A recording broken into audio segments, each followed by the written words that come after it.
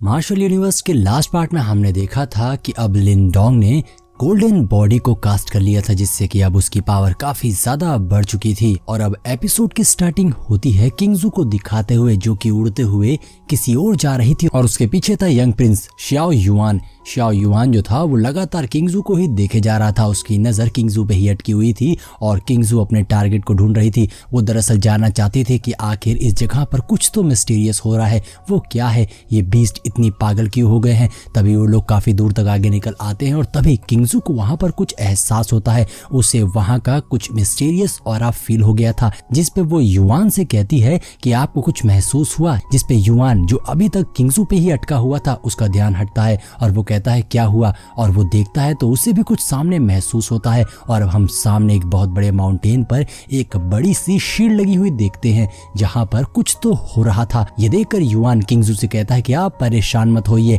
इसे मैं संभाल लेता हूँ। ऐसा कहते हुए युआन तेजी से उड़ता हुआ उस शील्ड की ओर चला जाता है और उस चट्टान को तोड़ते हुए अंदर घुस जाता है। यहाँ पर किंगजू ये देखकर समझ चुकी थी कि ये बिना वजह ही हीरो बनने की कोशिश कर रहा है। अब किंगजू भी उसके पीछे जाती है। अब हम अंदर का सीन देखते हैं, जहां अंदर कुछ तो मिस्टीरियस था। वहां बहुत सारी एनर्जी घूम रही थी और साथ ही हम वहां पर वो शील्ड भी देखते हैं जिसे किंगजू ने डिटेक्ट किया था। हम वहां पर उस शील्ड को भी देखते हैं जिसे किंगजू ने खोजा था, जिससे उसे पता लगा था कि यहाँ कुछ तो गलत हो रहा है। और अब किंगजू भी वहां पर आ जाती है, जो युआन को केयरफुल रहने को कहती है। कि तभी हम देखते हैं वहां नीचे हलचल होती है और जमीन टूट जाती है। उसके अंदर से एक बहुत बड़ा 9 युआन ड्रैगन बाहर निकलता है, जो बाहर निकलते ही श्याओ युआन को निगल जाता है। और अब वो माउंटेन को तोड़ते हुए बाहर आ गया था, जहां किंगजू भी बाहर आ जाती है। कि तभी किंगजू की नजर एक पर्सन पर पड़ती है, जो वहां से भागने की कोशिश करता है। ये देखकर किंगजू उसके पीछे जाती है, तो वो ड्रैगन भी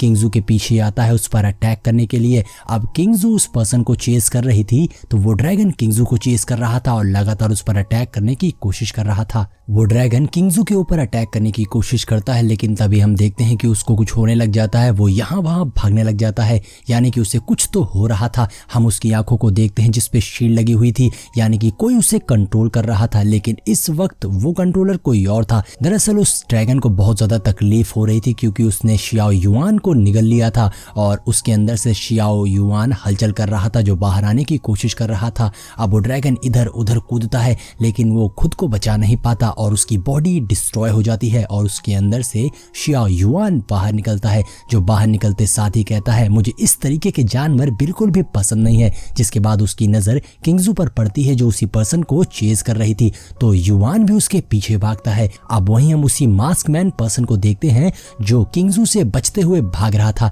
जब वो अपने पीछे किंगजू को देखता है तो अपनी स्पीड को और ज्यादा बढ़ा लेता है वहां से बच निकलने के लिए, लेकिन वो ऐसा नहीं कर पाता है। किंगजू उसके पीछे ही पड़ी हुई थी। जब वो मास्क मैन देखता है कि किंगजू उसका पीछा नहीं छोड़ रही है, तो वो किंगजू के ऊपर पलटवार करता है, लेकिन किंगजू भी उसके अटैक से बचने के लिए अपने लोटस टेक्निक को बाहर निकालते हुए एक शील्ड बनाकर पहले तो उसके अटैक को डिस्ट्रॉय कर देती है और फिर तुरंत ही उस मास्क मैन के ऊपर अटैक कर देती है। अब मास्क मैन उसे डिफेंड नहीं कर पाता और उसे किंगजू का अटैक लग जाता है, जिससे वो सीधा नीचे जाकर गिरता है। और अब हम नीचे उसकी हालात देखते हैं, जो काफी खराब हो गया था। अब इससे पहले कि वो उठकर भाग पाता, उसके सामने किंगजू आकर खड़ी हो जाती है, जिसे देखकर वो पर्सन एक बार तो वहां से भागने की कोशिश करता है, लेकिन तभी एक स्पिरिचुअल हैंड आता है जो उसे हर तरफ से जकड़ लेता है। अब तो वो पर्सन हिल भी नहीं पा रहा था और अब वहां पर आ गया था श्याओ युआन, जिसने उस मास्क मैन को जकड़ लिया था और उसे और ज्यादा दबाते हुए तड़पा रहा था। अब उस मास्क मैन को देखकर किंगजू कहती है कि तुम तो सिचुआन टेरिटरी से हो,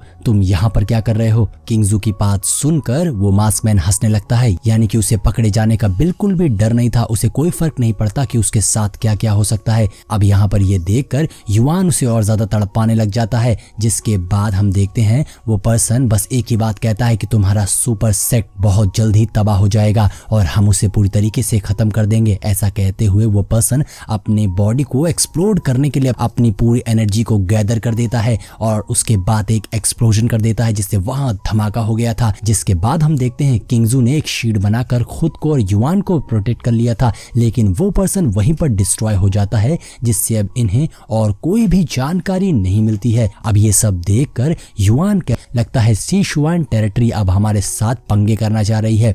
ये सारी बातें सुनकर लेकिन किंगजू कहती है मुझे ऐसा लगता है कि अकेला पर्सन नहीं था जो इस एंशिएंट बैटलफील्ड में एंटर किया है, मुझे लगता है कि यहाँ और भी लोग हैं। जिस पर युआन कहता है कि अब हमें क्या करना चाहिए, जिस पर किंगजू कहती है कि अब ये मैटर बहुत बड़ा हो गया है क्योंकि इसमें सिचुआन टेरिटरी इन्वॉल्व है, इसीलिए मुझे इसके बारे में अपने ओल्ड मास्टर को बताना होगा, वही आगे कोई भी डिसीजन लेंगे, इसके लिए मुझे यहाँ से जाना होगा। ऐसा कहते हुए किंगजू वहाँ से तुरंत ही निकल जाती है। युआन उसे एक पल के लिए रोकने की कोशिश करता है लेकिन किंगजू नहीं रुकती और तुरंत ही वहाँ से चली जाती है। जिस पे युआन कहता है ये लड़की तो हमेशा ही जल्दी में रहती है लेकिन ये मुझे पसंद है। जिसके बाद अब युआन सोचता है कि किंगजू भी यहाँ से जा चुकी है और ये पर्सन भी मर चुका है तो मैं यहाँ रुक के क्या करूंगा, मुझे भी अपने ओल्ड मैन बुढ़े मास्टर के पास वापस जाना होगा। ऐसा कहते हुए युआन भी वहां से वापस चला जाता है।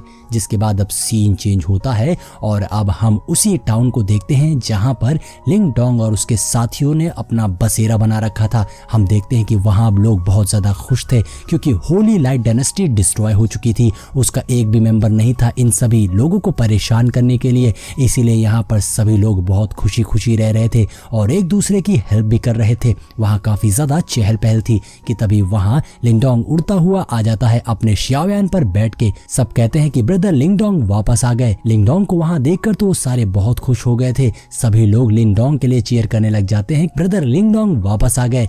अब हम देखते हैं कि लिंगडोंग भी उन लोगों को देखकर काफी खुश हो जाता है। अब लिंगडोंग सिटी के अंदर एंटर करता है तो उसे सामने मोलिंग दिखाई देता है जो लिंगडोंग के पास आता है। मोलिंग वहाँ लिंगडोंग को देखकर कहता है आखिरकार तुम वापस आ गए, जिस पे लिंगडोंग मोलिंग को ग्रीट करता है, जिसके लिए मोलिंग उसे मना करते हुए कहता है कि ऐसा करने की कोई जरूरत नहीं है और तुम मुझे यहाँ पर थर्ड प्रिंस मत बोलो, तुम मुझे मोलिंग ही बोलो। जिस पे ये दोनों हंसने लगते हैं और अब मोलिंग लिंगडोंग से कहता है कि चलो तुम मेरे साथ चलो, मुझे तुमसे कोई बहुत ही इंपॉर्टेंट बात डिस्कस करनी है। जिसके बाद ये दोनों वहां से मिस मू के पास जाते हैं जो वहीं बैठकर खाना बना रही थी और मिस मू को ही इन लोगों से कोई डिस्कशन करना था। मिस मू को वहां देखकर लिंगडोंग उसे हेलो बोलता है तो मिस मू भी लिंगडोंग को हेलो बोलती है और वहीं शाओयान जम करके अपना खेलने कूदने निकल पड़ता है। जिसके बाद लिंगडोंग मोलिंग से पूछता है कि बताइए क्या बात करनी थी, तो मोलिंग कहती है मिस मू ही इसके बारे में बताएंगी क्योंकि उनके पास कुछ इन्फॉर्मेशन है। जिस पे मिस मू बताना शुरू करती हैं, दरअसल मुझे जल्द में ही थंडर रॉक वैली के बारे में कुछ पता चला है। ये एक ऐसी वैली है जहां पर कुछ एंशिएंट ट्रेजर को डिस्कवर किया गया है। अब एंशिएंट ट्रेजर का नाम सुनकर तो लिंगडोंग की भी आंखें खुल गई थी। जिसके बाद मिस मू बताती है कि वहां पर बहुत ही रेयर ट्रेजर पाए जाते हैं जो किसी भी प्रैक्टिशनर के लिए बहुत ही अच्छा होगा, उसकी मार्शल आर्ट टेक्निक को इम्प्रूव करने के लिए। यहाँ तक कि वहाँ बहुत ही हाई क्लास के भी ट्रेजर्स मिल सकते हैं जिससे लोगों की कल्टीवेशन भी बढ़ सकती है। इसीलिए मैं चाहती हूँ कि मोलिंग और लिंगडोंग तुम दोनों लोग मेरे साथ चलो और हम वहाँ चलकर उन ट्रेजर को हासिल कर सकते हैं। जिस पर लिंगडोंग सोचने लग जाता है और वो मोलिंग से पूछता है कि हमें क्या करना चाहिए। अब यहाँ पर मोलिंग तो साफ इनकार करते हुए कहता है कि मुझे तो बिल्कुल भी नहीं लगता कि हमें ऐसी जगह पर जाना चाहिए क्योंकि अगर वहाँ पर एंशिएंट ट्रेजर मिलते हैं तो वो जगह बहुत से डायनेस्टी के लोगों को अपनी तरफ अट्रैक्ट करेगी, यानी कि वहाँ बहुत से लोग आएंगे जिससे हमें भी खतरा हो सकता है। मुझे लगता है कि हमें वहाँ जाने से कोई भी बेनिफिट नहीं होने वाला है। तो मिस मू बताने लग जाती है कि वहां पर ऑर्डिनरी ट्रेजर्स के अलावा कुछ बहुत ही रेयर ट्रेजर भी मिलने वाले हैं जैसे कि स्काई सेलेस्टियल तलिस्मन। अब स्काई सेलेस्टियल तलिस्मन का नाम सुनकर तो मोलिंग की भी आंखें खुल गई थी। मोलिंग बताने लग जाते हैं कि ये ट्रेजर बहुत ही ज्यादा पावरफुल है, इससे प्रैक्टिस करने से किसी की भी मेंटल पावर को बढ़ाया जा सकता है और कोई भी प्रैक्टिशनर अपनी स्ट्रेंथ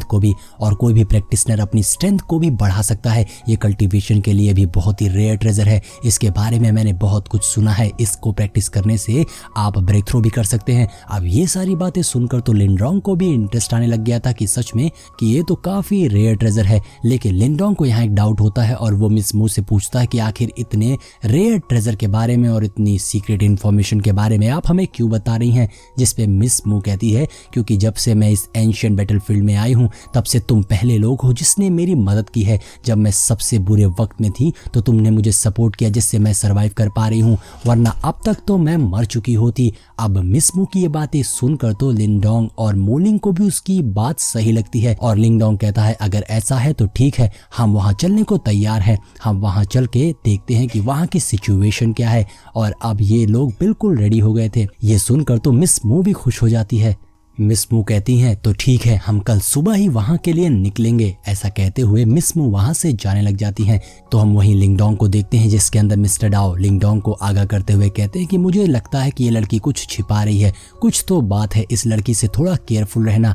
स्काई सेलेस्टियल तलिस्मन ट्री के लिए तो हम अपनी जान को एक बार के लिए रिस्क में डाल भी सकते हैं क्योंकि वह बहुत ही रेयर ट्रेजर है। अब यहाँ पर लिंगडोंग को भी समझ में आ गया था। जिसके बाद हम वहाँ मिस मू को देखते हैं जो कुछ तो सोच रही थी क्योंकि उसके चेहरे पर एक एविल से स्माइल दिखाई दे रही थी। और अब सीन चेंज होता है और हम अगले दिन का ही सीन देखते हैं जहाँ पर ये तीनों थंडर रॉक वैली के लिए निकल पड़े थे और वो उस जगह पर पहुंच भी गए थे जहाँ वो देखते हैं कि पहले से ही वहाँ वॉर चल रही थी, यानी कि पहले से ही कई सारे डायनेस्टी वहां पर पहुंच चुके हैं जो आपस में बैटल कर रहे हैं वहां के रेयर ट्रेजर्स के लिए। अब ये तीनों छिपते हुए वहां जाने लग जाते हैं। ये तीनों दो माउंटेन के बीच में जो रास्ता होता है उससे निकलते हुए जा रहे थे और इन्हें वहां पर भी बहुत सारी लाशें दिखाई देती हैं, यानी कि वहां पर बहुत सारी फाइट हुई है जो कि बहुत ही ज्यादा खतरनाक दिखाई दे रही थी। अब ये तीनों किसी तरह वहां से छिपते हुए निकल रहे थे। मिस मू कहती हैं कि हमें यहाँ से जल्द निकलना होगा इससे पहले कि हम किसी और डायनेस्टी के नजर में आ जाएं। तो ये तीनों अपनी स्पीड बढ़ाकर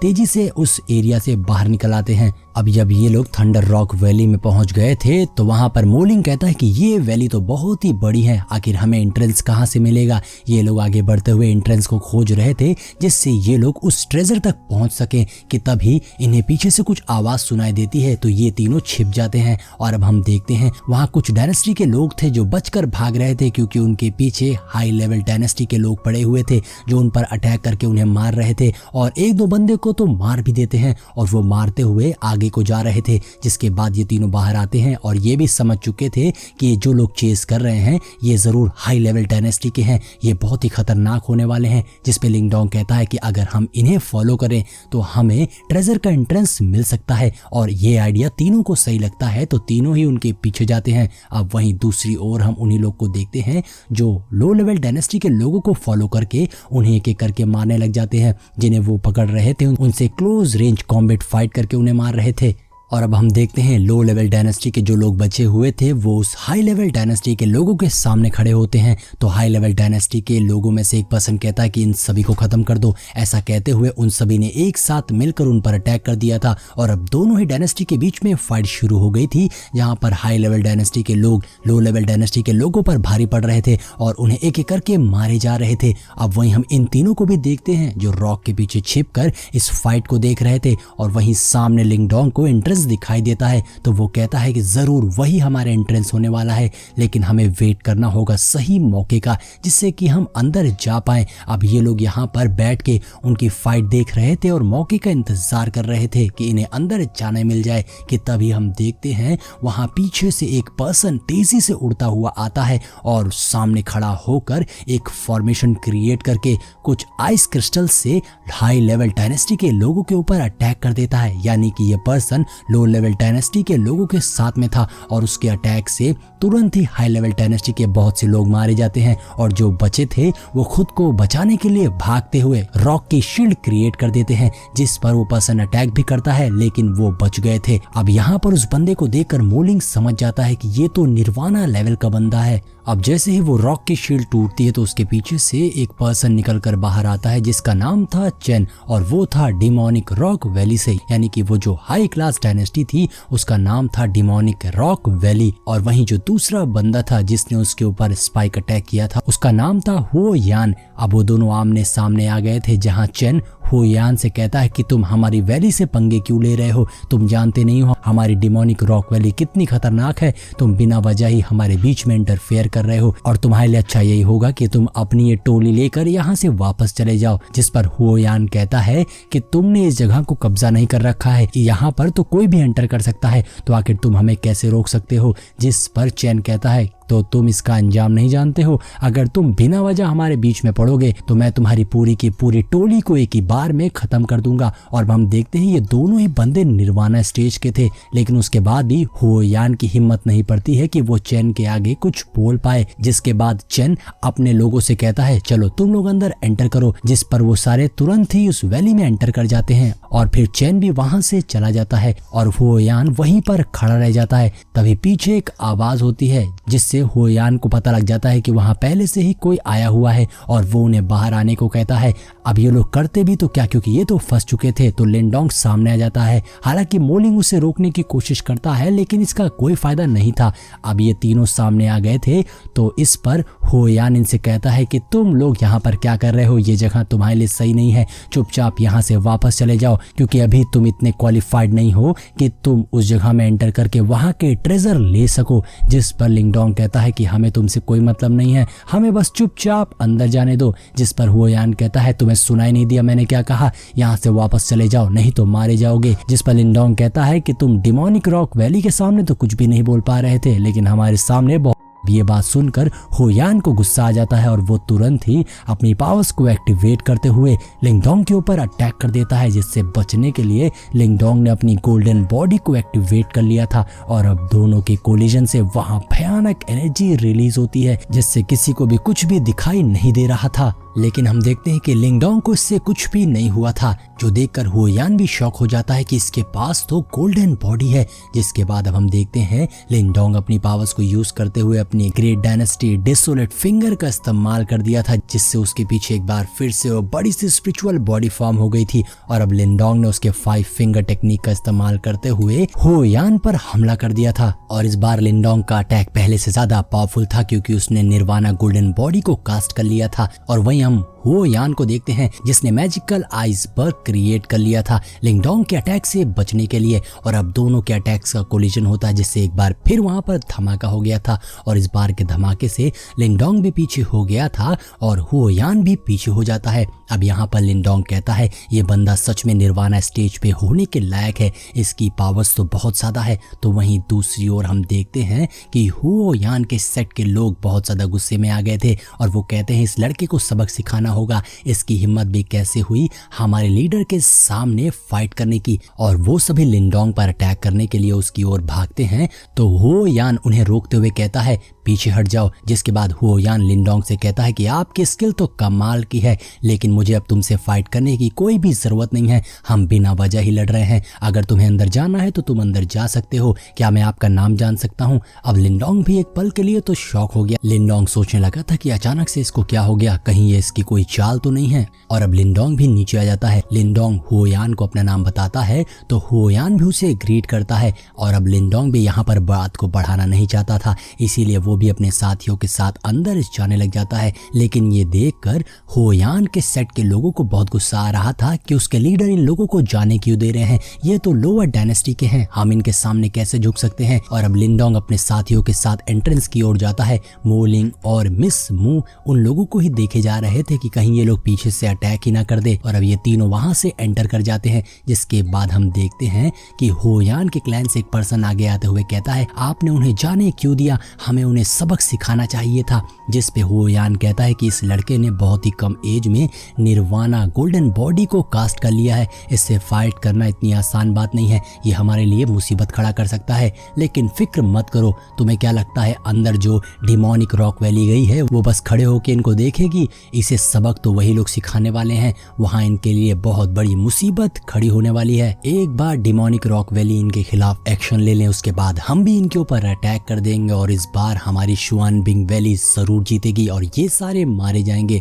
अब इन लोगों का प्लान तो तैयार हो चुका था, लेकिन देखना ये है कि ये इसे लिंगडोंग के सामने एग्जीक्यूट कर पाते हैं या नहीं। अब वहीं सीन चेंज होकर अंदर की ओर आता है जहां पर ये तीनों अंदर आ गए थे, जहां वो जगह बहुत ज्यादा बड़ी थी। और तभी लिंगडोंग को नीचे एक डायनेस्टी के लोग दिखाई देते हैं, वो लोग वहां पर ट्रेजर को ही खोज रहे थे। जो देखकर लिंगडोंग सोचता है कहीं इनके हाथ में वो स्काई सेलेस्टियल तलिस्मन ट्री न लग जाए, हमें उनसे पहले उसे खोजना होगा। इसीलिए लिंगडोंग यहाँ पर एक प्लान बनाता है और मोलिंग और मिस मू से कहता है कि आप दोनों जाकर अपर लेवल पर सर्च करिए, मैं और शाओयान जाकर नीचे लोअर लेवल पर चेक करेंगे, जिससे हम जल्द से जल्द अपने ट्रेजर्स को खोज सकते हैं। लेकिन मिस मू कहती है कि ये तो डेंजरस होगा, अच्छा यही होगा कि हम सभी एक साथ रहकर उस ट्रेजर को खोजें। जिस पर लिंगडोंग कहता है कि डिमोनिक रॉक वैली यहाँ पहले ही पहुंच चुकी है और उनके पास बहुत सारे लोग हैं, वो हमसे पहले ट्रेजर को खोज सकते हैं, इसीलिए हमें भी अलग अलग होकर मिलकर ट्रेजर को खोजना होगा, यही एक अच्छा तरीका है। जिस पे मोलिंग कहता है लिनडोंग बिल्कुल सही कह रहा है, हमें ऐसा ही करना चाहिए। और अब लिनडोंग शाव्यान के साथ वहां से निकल जाता है लोअर एरिया में सर्च करने के लिए, लेकिन मिस मू उसे देख रही थी, जिसे देखकर मोलिंग उससे कहता है कि तुम्हें लिनडोंग की फिक्र करने की कोई जरूरत नहीं है, वो बिल्कुल ठीक होगा, अब हमें भी सर्च करना शुरू कर देना चाहिए। लेकिन असल में यहाँ पर मिस मू के दिमाग में कुछ तो चल रहा था, वो कुछ तो पका रही थी जो डेंजरस होने वाला है। अब सीन चेंज होता है और हम लिनडोंग को नीचे देखते हैं जो डिमोनिक रॉक वैली के लोगों से छिपते हुए ट्रेजर को हर जगह खोज रहा था। वो अपनी तेज स्पीड का इस्तेमाल करते हुए ट्रेजर को हर जगह खोज रहा था, लेकिन उसे कुछ भी नहीं मिलता है, जिसपे लिनडोंग सोचने लगता है आखिर क्या तरीका होगा जिससे उसे ढूंढा जा सकता है। तभी मिस्टर डाओ बाहर आते हैं और वो लिनडोंग से बताने लग जाते हैं कि ये तो बहुत आसान है, तुम बस अपने आसपास किसी हेवनली बीइंग को सर्च करो, क्योंकि जो स्काई सेलेस्टियल तलिस्मन ट्री होगा वो स्पिरिचुअल पावर को रिलीज कर रहा होगा, तो तुम अपनी मेंटल स्ट्रेंथ का इस्तेमाल करके उसे आसानी से खोज सकते हो। अब लिनडोंग को भी ये आइडिया कमाल का लगता है और लिनडोंग अपनी मेंटल स्ट्रेंथ का इस्तेमाल करता है उस ट्री को खोजने के लिए, और पलक झपकते ही उसे उस ट्री की लोकेशन मिल जाती है, तो लिनडोंग तुरंत ही उस ट्री की ओर भागता है। अब सीन चेंज होता है और लिनडोंग उसी जगह पर पहुंच गया था जहां पर उसने उस ट्री को देखा था। लिनडोंग वहां पहुंचता है तो वो जगह बहुत ही ज्यादा डार्क थी, लेकिन उसे वहां पर वो ट्री दिखाई नहीं देता है। तो मिस्टर डाओ लिनडोंग से पूछते हैं क्या तुम श्योर हो तुमने यहीं पे उस ट्री को देखा था? ये देखकर तो लिनडोंग भी थोड़ा सा शॉक हो जाता है और वो कहता है उस ट्री को तो यहीं पर होना चाहिए था, क्योंकि मैंने उसकी लोकेशन यहीं पर देखी थी। अब वो लोग उस जगह पर ट्री को सर्च करने लग जाते हैं और तभी हम पीछे ट्री के रूट्स को देखते हैं जो मूव करते हुए लिनडोंग की ओर आ रहे थे। अब लिनडोंग जैसे ही पलटता है वो सारी वाइन्स उसके ऊपर अटैक कर देती है और लिनडोंग उससे बचने की कोशिश कर रहा था, लेकिन वो वाइन एक के बाद एक लिनडोंग के ऊपर कई सारे अटैक्स करती है। यानी कि ये एक